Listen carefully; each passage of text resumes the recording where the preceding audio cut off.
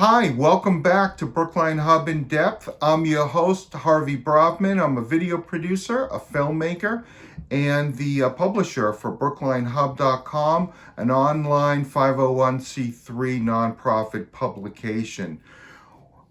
We'll be coming to you on a regular basis with impactful interviews on the important people, organizations, and subject matters that affect the Brookline community. In this episode, we'll be going back to the conversation from last week, featuring a panel discussion with Bobbie Knable, Rob Daves, Malcolm Cawthorne, and Paul Epstein about a film that I produced about the 1960s called Brookline Facing Civil Rights. We also talked about the present state of racial equality here in Brookline. Thank you again, Brookline Rotary, for hosting this incredible discussion. Let's go right back to where we left off last week. Thanks again for joining us. We saw a real shift in the Brookline Youth Awards. For those of you who don't know about the Brookline Youth Awards, we've been doing it for 11 years, and we interview young people, put them on the screen at the Coolidge when there's not a pandemic, and virtual when there is. And over the last 11 years, we've had a lot of students talk about civil rights. And Paul, you talk about how the energy that was raised during in the aftermath of the George Floyd murder. But I saw a real change in 2017. And when we had when the Trump administration started, and students were always passionate about social justice. Malcolm and Kate Leslie and Roger Grandy always wrote a lot of nominations letting us know about young social justice leaders, but there was something in their voice that was different. And it, instead of like, we want to change things so that other people are equal, it's more like the government is going after me. It's the people who look like me. One young person said they were throwing a woman out of a Trump rally because she looked like me. And do you feel, Paul, that are there more students afraid of being targeted and hurt either physically or emotionally? Or... Oh yeah. The Trump era ushered in a whole new landscape under these teenagers' feet, and all citizens of the US and the world. There's not a doubt. There's like an unwritten, or maybe it's written somewhere, rule at the high school and probably in most public schools in America that teachers and staff are not supposed to make known their own political views. It's a rule that I happily violate all the time, especially in the Trump era. And in 2017, I had an intern, like I do every year, a social worker intern from Boston University, and she gifted me around the holidays a baseball hat that said, "Not my president." And I displayed it in my office and sometimes wore it. And I'll tell you what, I don't even know where that hat is now, because my students loved it so much they kept stealing it and just wearing it. They would send me text me photos of themselves wearing my hat, out and about at Village Fair Pizza or something.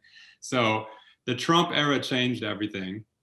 Malcolm, I want to go back to your point though. One of my favorite parts about Brookline High School, and my favorite aspect maybe of my job, which I love, is the international flavor of Brookline High School. I mean, we have incredible diversity. We have fair diversity when it comes to racial demographics, decent. We have incredible over the top, top flight diversity when it comes to number of countries just represented. I think something like 62 languages are spoken in the homes of our students. So like those students Malcolm referenced, like the one a true leader who won that award from Syria, we have a lot of students that come from countries, they've immigrated from countries where this fabric of the civil society is already torn, and not as stable as we thought ours was here in the United States. And it turns out ours was torn apart quite easily in a blink of an eye from a historical, time frame. And I think that was really scary for a lot of students. The other thing I would say really quickly, and then I'll be quiet, is that you asked about fear, Malcolm, Harvey. It really does take a lot of bravery to do things like what Deborah Brown did. Tomorrow, the school in Coolidge Corner is going to be finally, the final part of the name change will be a ceremony tomorrow. I encourage everyone to tune in virtually. It took a ton of bravery. And I remember when they were going through that process with the Believers, they called them at the Coolidge Corner School. At the time, it was called Coolidge Corner School. And they suggested Florida Ruff and Ridley. They suggested many people that it could be named after. But then there was blowback, just like Dr. Fernandez got blowback. There was blowback. No, why can't we name it after John F. Kennedy or Ethel Weiss? And or why does it have to be changed at all? I mean, it took a lot of guts to lead a movement like that. Everyone that got involved in it, I give kudos to. It took a lot of guts for Malcolm to stand up several years ago and say, the demographics of our faculty are so out of whack when compared to the demographics of our school. We don't have, Malcolm, maybe at the time that you started that initiative to increase the diversity of our staff, you might have been the only Black male teaching, or one of two or three, so it was unacceptable, and we've made progress. So it took a lot of guts. It always takes guts to look at the status quo and say, no, we need to change things around here. One of the good things, Malcolm, about being a big guy is people can read your t-shirt easily. Black teachers matter. Want to show that to everyone. I want to ask one last question, and that's about institutions and how important it is to, in this whole conversation, to make sure that our institutions are doing the right thing. Bobbie,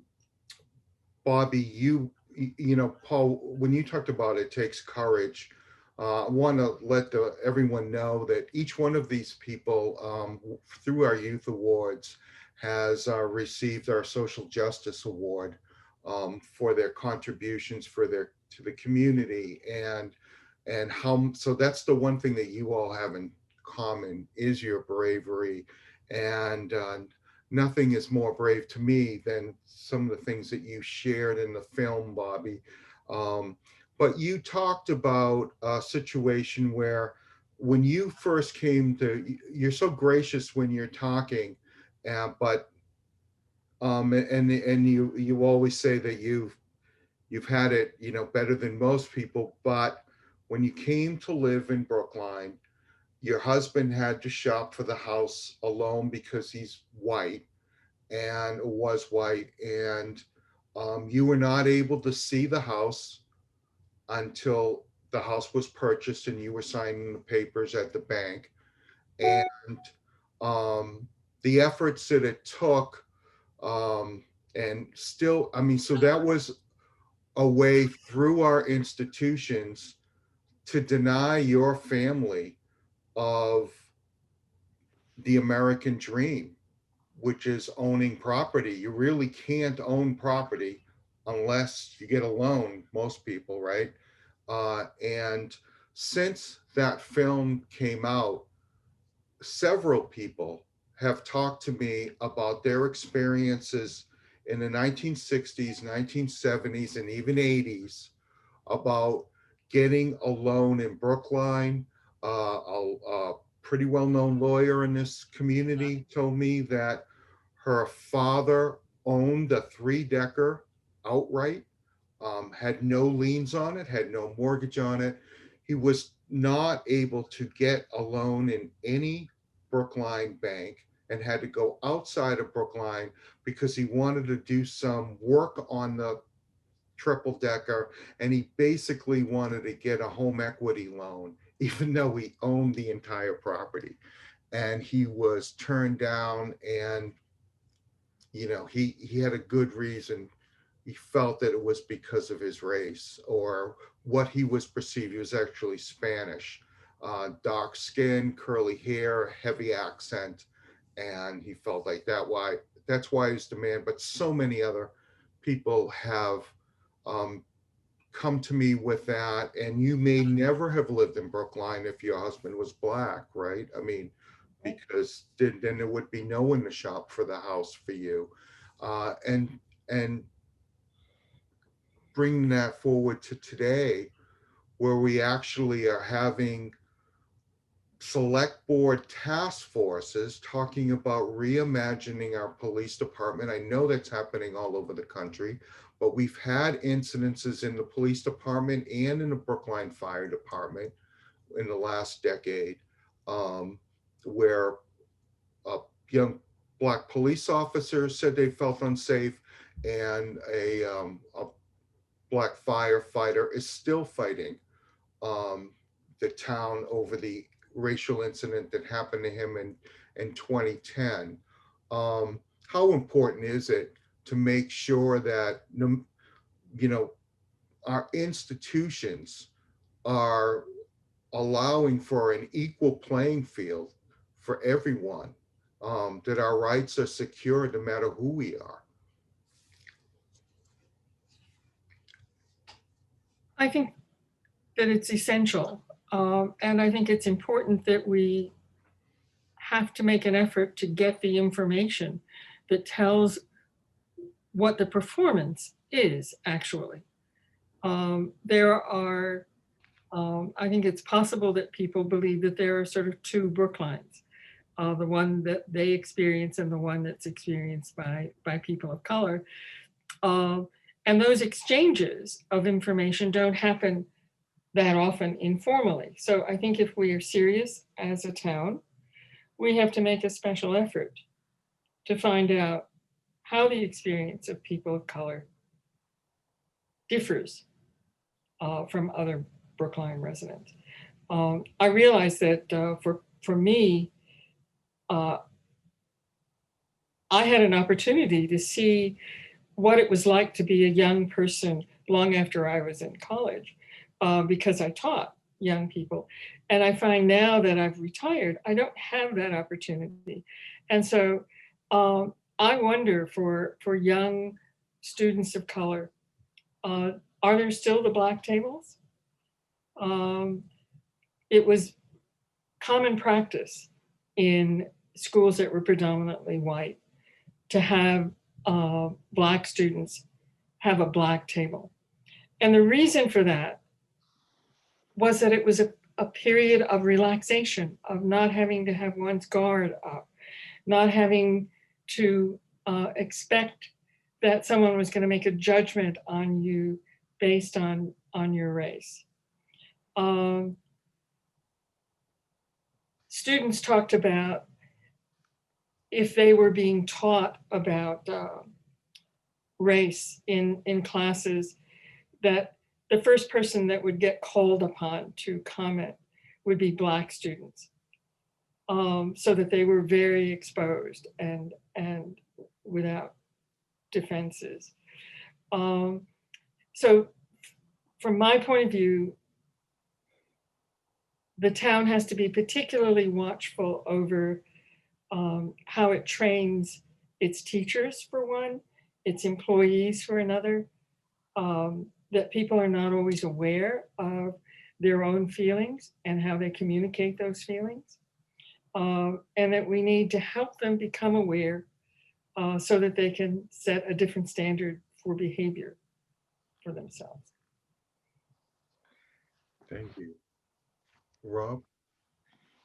Yeah, but people were talking about January 6th, and I didn't come up with this phrase, but people said, or you've heard that, oh, that's not us, that's not us. We're not like those other countries. That is us. Somebody said that really is us, and we saw that at or I didn't see it personally, but I heard about it about the select board meeting. It was basically just went on. The Capitol was an extreme extrapolation, but it comes from places that we all are in or have been in, and they all need to be torn apart. And it's painful and it's disruptive, and people get defensive, but it's necessary. It's pretty exciting now in some way, that these things, and I'm not very good at it, but others who are very brave call out things as they're happening. So like that meeting with Raul Fernandez a couple of years ago, which is just starting to surface recently, was a very ugly interaction at town meeting for Indigenous Peoples Day, where there was a feeling of disrespect that and lead up to that through various town committees that was papered over, and people are looking into those things.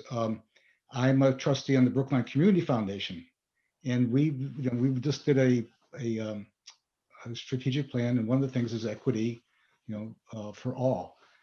And we have a new executive director who's, she's just taking a step back. So, do you really mean that?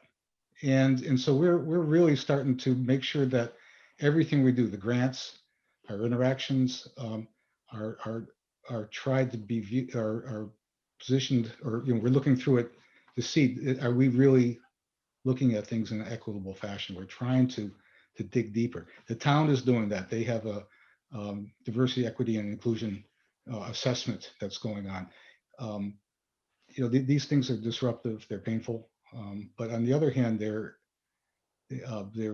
making conversations, and they're, I think, an overall very.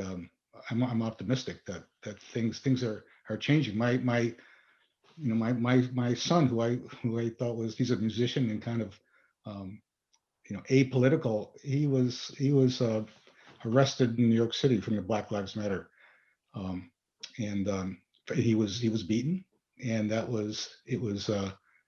if somehow somebody filmed it, he's part of a class action suit against the police in New York City because it was extremely unfair. So these things are challenging. People are standing up. And then it's good. I think it's good. Thanks for sharing that. I think sharing things like this, like what we've been talking about tonight, helps us all so much. I know Bobbie sharing her experience getting a house in Brookline. I grew up very poor, but living in the suburbs in Canton. And I remember being embarrassed about my house. In fact, I would have people drop me off across the street and told them that was my house. It was next to a beautiful waterfall. So everyone thought I had a nice house, but I lived in a crappy one across the street. And I remember being ashamed of that house. And because of that, being a little ashamed of just our whole situation. And, from learning from Bobbie's experience, I realized, wait a second, I got a great education. I went to a very good college, Clark University. And if my father was Black, he wouldn't have been able to live in that crappy little house that I was ashamed of. And it made me think of, all of our experiences sort of help each other sort of see the way. Next up is a public service announcement from a nonprofit publication, BrooklineHub.com, and then we're right back to the conversation on the other side. Thank you. Hi, my name is Danielle Myers of ADW Video Productions and BrooklineHub.com. BrooklineHub.com is a 501c3 nonprofit online publication dedicated to community building through local reporting and events. Brookline Facing Civil Rights was produced by our founder, Harvey Bravman. The film is about the experiences of African Americans who helped break the wall of segregation that existed in Brookline before the civil rights laws were passed in the 1960s. Last year, the film sold out the Coolidge Corner Theater and included a panel discussion on inclusivity. You can stream the film and the discussion on BrooklineHub.com in exchange for a donation to the Brookline Community Foundation's Safety Net Fund. You can also stream Soul Witness, a film that features interviews with Brookline Holocaust survivors conducted 30 years ago, on soulwitness.org. Harvey, Oh, there she is. did you say Choby? I said to you, Choby, Oh, are you there? No. I'm making you a panelist, but I can't see you. That's better that way. Well, let's pretend it's a radio show. And Okay. we have a call in, a first time caller, but long time listener, Chobi Hoy. And Chobi, why don't you ask our panelists a question? Well, I didn't know you were going to ask me to ask them a question, but I heard that your hand was up and you wanted to ask a question. no, it wasn't. But I would like, could I just make a comment on something you said? Sure. Yeah, it's about, I'm a real estate broker, so it's about selling houses. And it's still a problem in Brookline with some sellers that they will say to you something like, oh, I've had people say to me something like, and when you bring people in, you know what I mean, Chobi? And I know what they mean. They mean they don't want me to bring in anybody of color, is what they're saying. But it's illegal. It's against the law. And somebody can be put in jail. That's one improvement that's been made. I know that I'm not asking anybody, but I kept thinking about that when you all were talking about real estate. You know what I always say, when it doesn't happen very often, and it happens less now than it used to. But when someone sort of has hemming and hawing to me about trying to make sure that I understand they don't want me to bring any people of color, I always just say to them, first of all, if I felt like reporting you, you could go to jail for that, saying that to me. And second of all, you've got the wrong broker. Yeah. And so people don't say that very often. It's rare now, but it used to not be so rare, not very long ago. Paul, you've helped so many people move into housing that that had a place to live because you got them a place to live. I'm sure that you've experienced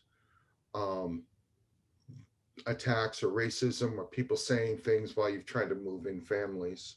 Absolutely, I have. And most often it's pertained to a federal program called Section 8 housing. There's subtle ways that governmental programs can have racism embedded into them. We all know that. The Section 8 housing program, for example, until very recently, the market rates at which the vouchers paid for apartments did not factor in nearly closely enough the actual market rates of Brookline versus Watertown versus Dorchester versus, so we were lumped into these regional areas. So the market rate for a 3-bedroom apartment was a number that, yes, you could find one in Dorchester, you could find one in Mattapan or Hyde Park even, but you didn't have a prayer of finding an apartment, a 3-bedroom apartment in Brookline for the rate that voucher was for.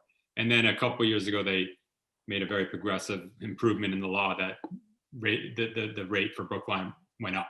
One of the understood barriers that we've all accepted right here is Brookline.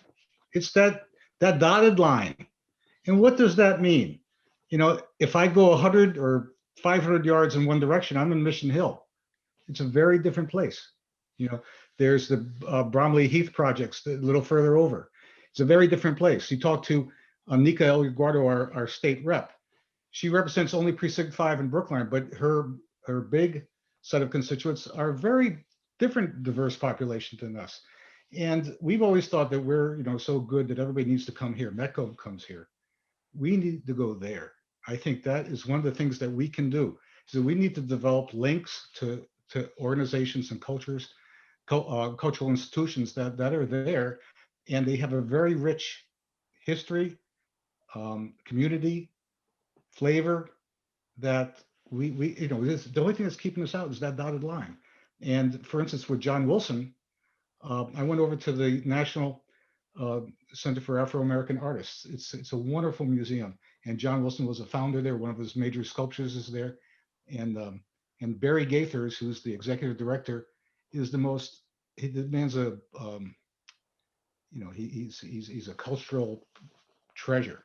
But what you find out is that the history of that neighborhood, that's where Florida Ruffin Ridley came out of. It was nurturing. They had a tremendous arts background. John Wilson, even though he couldn't get into the MFA school initially, his art was encouraged by his parents. And anyway, so there's all these things that we can get by broadening what we call Brookline. Rob, you're so right. And I'm so glad you mentioned our neighboring communities, because I'll try to tie two threads together in your answer, in my answer, which is the neighbors and then the youth. At the Teen Center, we've formed partnerships with the West End House Boys and Girls Club in Alston, the Hyde Square Task Force Youth Center in Jamaica Plain, the Mattapan Teen Center in Mattapan. These are powerful partnerships, as Rob was just saying, because there's something about exposure to a diverse group of people when you're young. You know, when you're young. My two best friends, just to get really personal, from kindergarten in Brookline, Malcolm knows these two names, Joseph Gardy and Josh Williams. You know, one was Vietnamese, adopted towards the latter stages of the Vietnam War by a Brookline family. The other is Canadian and Ghanaian. So an African-American friend and a Vietnamese friend that I'll see Saturday, 40 some odd years later in my book group with Harvey in the book group. But, you know, there's a real power to form those relationships when you're young. But there's always a flip side. Like, I've seen my own kids go through Lincoln School and now the high school. And when they were in kindergarten and first and second grade, they had play dates with a very diverse group. Many of their friends at those young ages lived 100 yards away on Chestnut Street or High Street. I live on Chestnut Street. We have a housing development down the street. Sadly, some of those friendships did not last even into middle school, and certainly not now into high school. Some did, some didn't. So there's just powerful forces that kind of play out in personal ways in terms of friendships, not just in Brookline, but everywhere. I'm going to go to Malcolm and Bobbie, but just to interject for a second. First, a great point, Rob. There is an organization that was founded by a 13-year-old in Brookline in 2008 called the Brookline Literacy Partnership. And they still today. That's how I first met you, Harvey. Sorry. We met way before that, Joby. But did we? I was thinking it was there. No, it was like 15 years before that. But anyway, the Brookline Literacy Partnership was founded by a 13-year-old and Sarah Plovnick, and she also wrote the first nomination for the Brookline Youth Awards. And when I read it, I thought that it was this nonprofit, and the director of it wrote a nomination when it was actually, she was a senior in high school at the time. And she wrote it for a student we all know, Ben Hoff, who was one of our Youth of the Year. And in Ben's interview when he was a senior, he talked about the first time going to the Mather School in Dorchester and the feeling that he had of being ashamed that, you know, growing up in Brookline and experiencing all the amazing things that and the advantages that he had, and knowing just 3 miles exactly from his house, students were going to school in a situation that he couldn't even fathom. And he knew that their chances for success were so much lower than his, just because their home was 3 miles away from his. So the issue, it really is also, who is our community? Is it Brookline? I'm in Newton, right? I mean, and part of this, like, is it the Commonwealth of Massachusetts? Is it the world? You know, who are our children and who is our community? And I'm going to go to you, Malcolm, and then Bobbie. I was privileged to teach Ben Hoff, so I feel very privileged. I've been lucky enough to work with everyone on this screen, and sometimes the same capacity and also different capacities. So it's really exciting. I think when I hear what Rob and Paul are talking about, it reminds me of a couple of things that I would say that's just sort of challenge, particularly white residents of Brookline. Dr. King used to say the most segregated time in America is 11 a.m. on Sunday. And, in essence, that's what Rob and Paul are talking about. that, like, you know, it's easy to fall into our regular routines and stay in isolation. I say that because I feel like there's a real difference now from when Dr. King said that, into the sense like there's a lot of people who will say, well, you know, I work with so and so, or I went to school with so and so. And then when I say, you know, have you ever watched a movie with someone who wasn't the same race as you? Have you ever, you know, went to Starbucks and had a coffee? Have you ever like watched a ball game or something like that? And then a lot of times that starts to shrink and people start to realize, yeah, perhaps I go to these things in integrated ways, but I don't actually know other people. Right. Like, yeah, I was in class with someone, or I played a sport with someone, but I don't actually know them. And what I challenge, particularly in Brookline, is, you know, as a white person probably living in Brookline, you can probably argue legitimately that you've done everything we teach you to do in America. Your parents probably worked very hard for you to live in a certain community so that you could go to a good school. And what that really means is there's very few people of color. And you work really hard through your school time to get yourself into a good college. Well, that means you're probably in college with very few people of color. And then you work your butt off in college, do well, and you get a good job. Well, that means you're working in an institution probably with very few people of color. And then you work really hard, save up your money, and buy a house in a good neighborhood. And that becomes the cycle. And so you have to be conscious to break the cycle.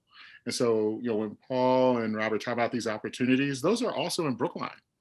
I'm always amazed that when I go to like the Cherry Blossom Festival, how many people come from outside of Brookline as well as Brookline, and the diversity of it, and the beauty of it, and so there are a lot of opportunities for those things within Brookline as well as outside.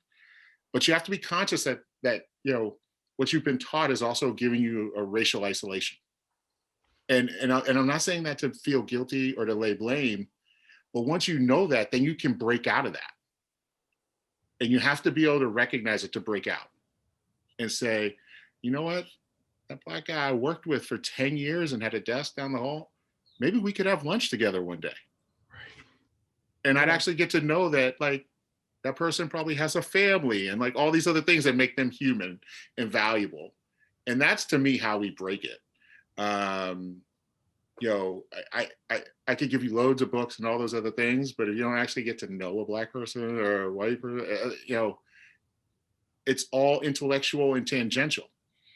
And so I would just, again, I say that not to bring guilt, but so we can recognize it and then say, okay, I got to break that cycle. Thank you. I'm gonna, if any of you watch MSNBC and Lawrence O'Donnell, he has shows called The Last Word. So I'm gonna, before I give Bobbie Knable the last word tonight, I want to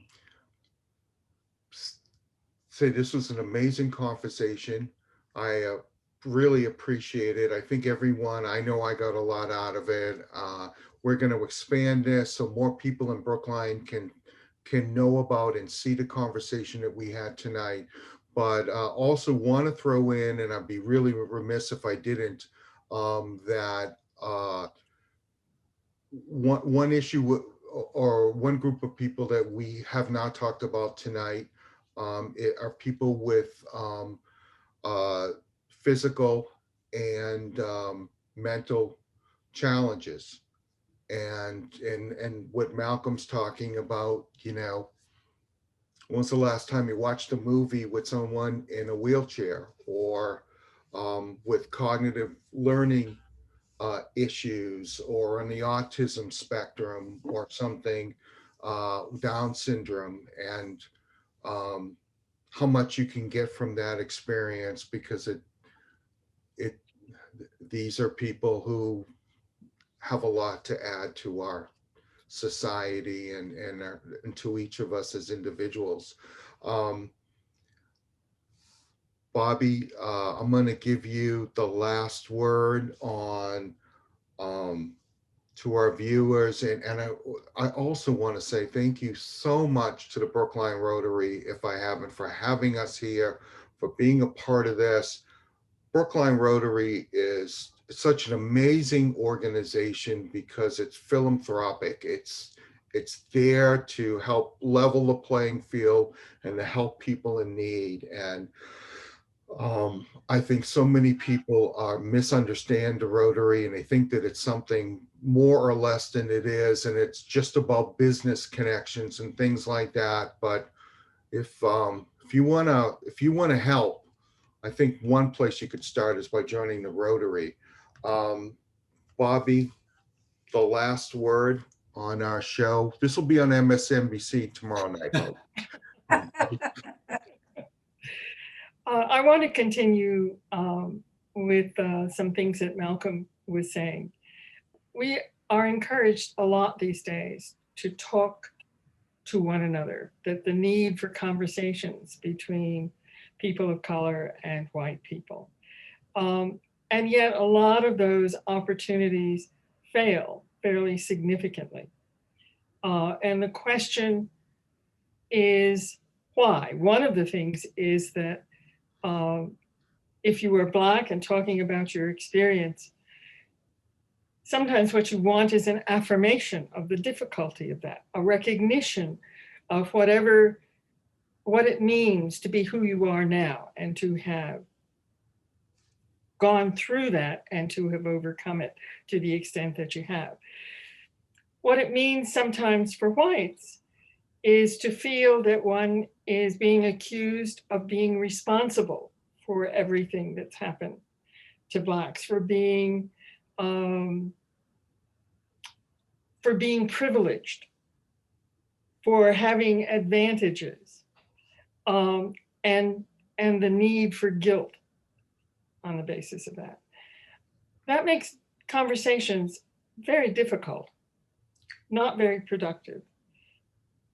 And yet I think that it is truly important for white people to understand the experiences that contribute to being Black in this country, to know what it means day by day, to know why something that one would take for granted if one were white can't be taken for granted if you were Black. To have people share that kind of information in a way which is a kind of offering to people to help them understand, rather than a set of accusations against them. And then it's important for whites to make use of that information, to compare it to their own experience, to see what they did not encounter, and to know what difference it might have made in their lives had they had to deal with those things. And to feel that they are not guilty and responsible for what's happened in the past, but they do become responsible for changing the future and for their behavior in the future. So I would like for us to try to create opportunities for those exchanges to take place so that we do get to know more about one another and about what the lived experience is for people that you need to understand and take into consideration if you're going to create in Brookline, say, a residency and a place to live that's going to be responsible and responsive to all of its members and its residents.